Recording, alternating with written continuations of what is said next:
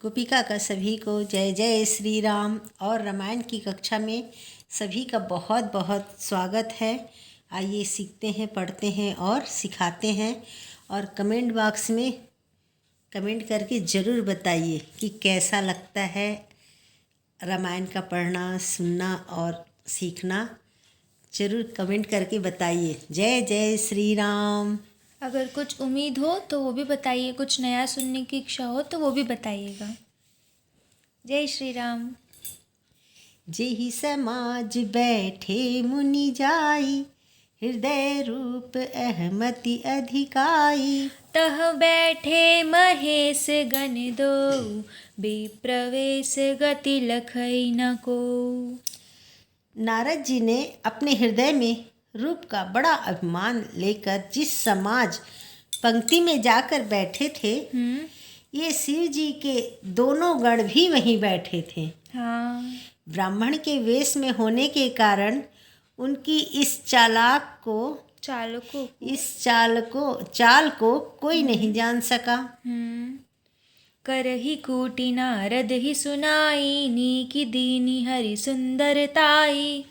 रीझहि राजकुंवर छवि देखी, इन्हीं बरहि हरि जान विशेषी।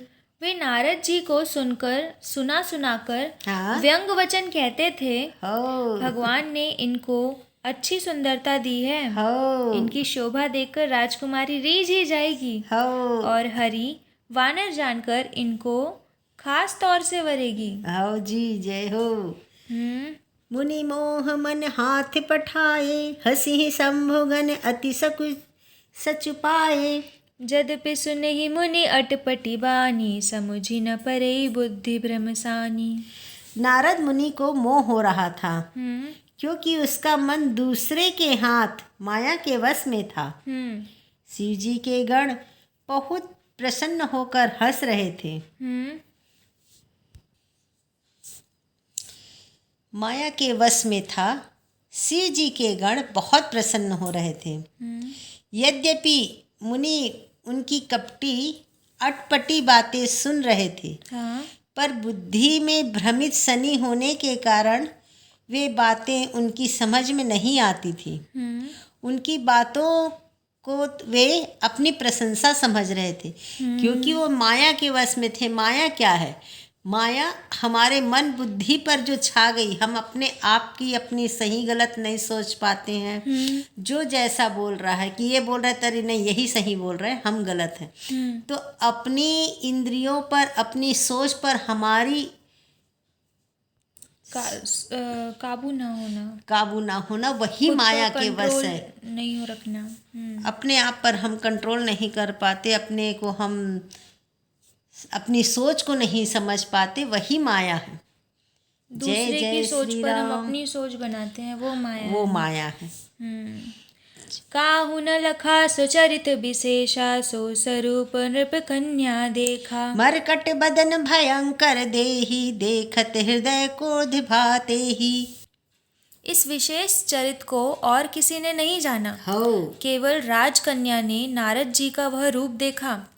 उनका बंदर का सा मुख और भयंकर शरीर देखते ही कन्या के हृदय में क्रोध उत्पन्न हो गया। हो जी। सखी संग ले कुंवर तब, चली जनु राजमराल। देखत फिरहि महीप सब, कर सरोज जयमाल। तब राजकुमारी सखियों को साथ लेकर इस तरह चली मानो राजहंसिनी चल रही है। हाँ जी। वह अपने कमल जैसे हाथों में जयमाला लिए सब राजाओं को देखती हुई घूमने लगी। हाँ जी। जेहि दिसि बैठ नारद फूली, सो दिसि तेहि न बिलो की भूली। पुनि पुनि मुनि उक सही अकुलाही, देखी दशा हर गन मुसुकाही। जिस ओर नारद जी रूप के गर्व में फूले बैठे थे, उस ओर उसने भूलकर भी नहीं ताका। नारद मुनि बार बार उचकते और छटपटाते हैं। उनकी दशा देखकर शिव जी के गण मुस्कुराते हैं।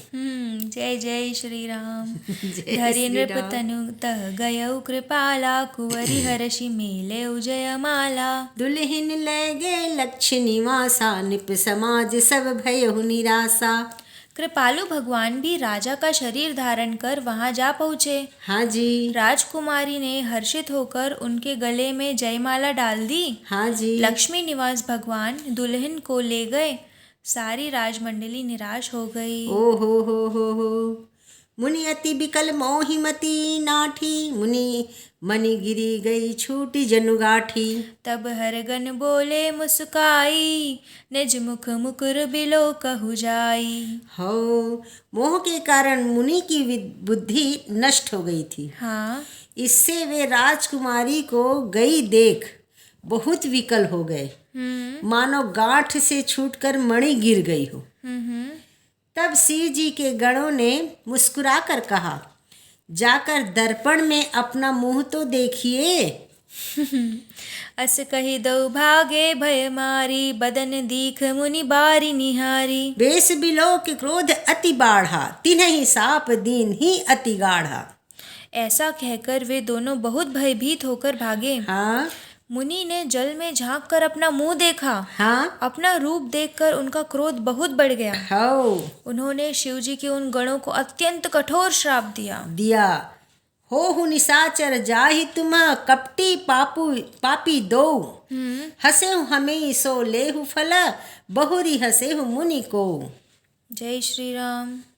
तुम दोनों कपटी और पापी जाकर राक्षस हो जाओ। ओहो। तुमने हमारी हंसी की, उसका फल चखो। जय हो। अब फिर तुम किसी मुनि की हंसी करना।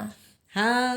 पुनि जल दीख रूप निज पावा, तदपि हृदय संतोष न आवा। हाँ। फरकत अधर कोप मन माही, सदपि चले कमलापति पाही। हो। मुनि ने फिर जल में देखा तो उन्हें अपना असली रूप प्राप्त हो गया। तब भी उन्हें संतोष नहीं हुआ।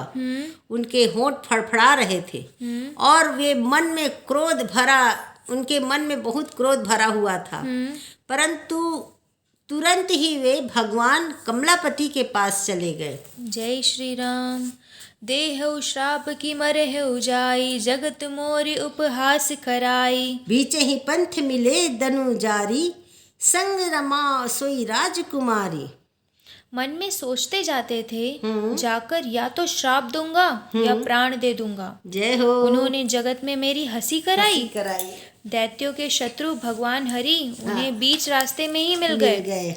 साथ में लक्ष्मी जी और वही राजकुमारी थी। हाँ जी। बोले मधुर बचन सुर साई, मुनि कहा चले बिकल की नाई।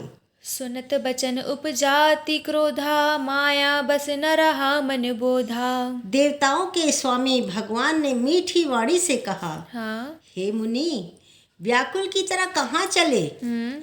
ये शब्द सुनते ही नारद को बड़ा क्रोध आ गया।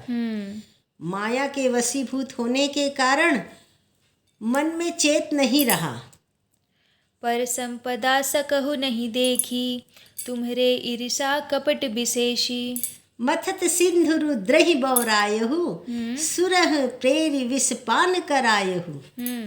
मुनि ने कहा, तुम दूसरे की संपदा देख नहीं सकते, ऐसे तुम कपटी हो, बहुत ईर्षालु हो, कपट भाव है तुम्हारे। दूसरे की सुखी तुमसे देखी नहीं जाती, है ना। समुद्र मंथते समय तुमने शिव जी को बावला बना दिया, उसकी बुद्धि फेर के उसको जहर पिला दिया, है ना, बावला बना दिया। और देवताओं को प्रेरित करके उन्हें विष पान करा दिया, उसको विष पिलाया ना, जहर। शिव जी नीलकंठ है ना, गले में अपना विष को धारण किए हैं, इसलिए नीलकंठ बोले तुमने उसको बावला बना दिया और देवताओं को प्रेरित करके सबके सब बोले नहीं तुम ही पियोगे, तुम ही पियोगे, और उसको विषपान करा दिया। असुर सुरा विष संकरहि, आपुर मामनि चारु। स्वार्थ साधक कुटिल तुम, सदा कपट व्यवहार। तो क्या बोल रहे हैं नारद जी। असुरों को मदिरा और शिवजी को विष देकर तुमने स्वयं लक्ष्मी और सुंदर कौस्तुभ मणि ले ली। तुम बड़े धोखेबाज और मतलबी हो, सदा कपट का व्यवहार करते हो। नारद जी बोल रहे हैं विष्णु जी को, अपनी सब गुस्सा उसके ऊपर उड़ेल रहे हैं जितना है। जय जय श्री राम।